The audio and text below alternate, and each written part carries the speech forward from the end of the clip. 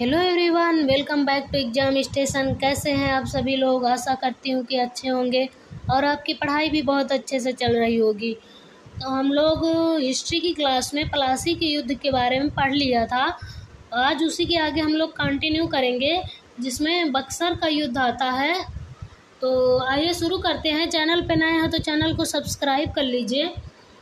Point है बक्सर का युद्ध 22 अक्टूबर 1764। 22 अक्टूबर 1764 को बक्सर का युद्ध में पॉइंट वाइज पढ़ेंगे। पहला पॉइंट है, प्लासी के युद्ध के बाद क्लाइव ने मीर जाफर को गद्दी पर बैठाया और मीर कासिम को क्लाइव का गद्दी कहते हैं। पॉइंट है, मीर जाफर जब अंग्रेजों की ज़रूरत को पूरा नहीं कर पा रहा था तो अंग्रेजों ने मीर जाफर को गद्दी से हटाकर मीर कासिम को गद्दी पर बैठा दिया। मीर कासिम गद्दी पर बैठते ही सिलहट का चूना क्षेत्र जो असम में है अंग्रेजों को दे दिया।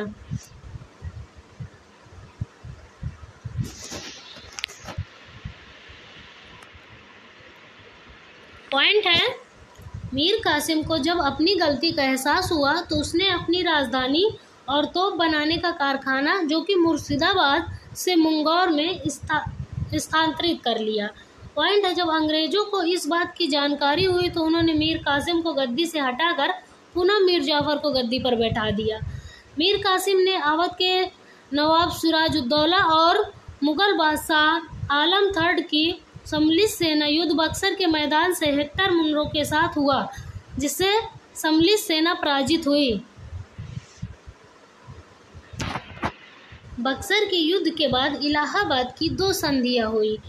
पहला है 12 अगस्त 1765 में मुगल बादशाह आलम II से बंगाल, बिहार और उड़ीसा की दीवानी छीन ली गई और 16 अगस्त 1765 अवध के नवाब शुजाउद्दौला से इलाहाबाद और कड़ा का क्षेत्र छीनकर मुगल बादशाह को दे दिया गया।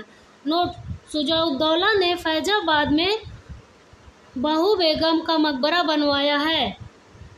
सेकेंड पॉइंट है, शाह आलम II का वास्तविक नाम अली गौहर था।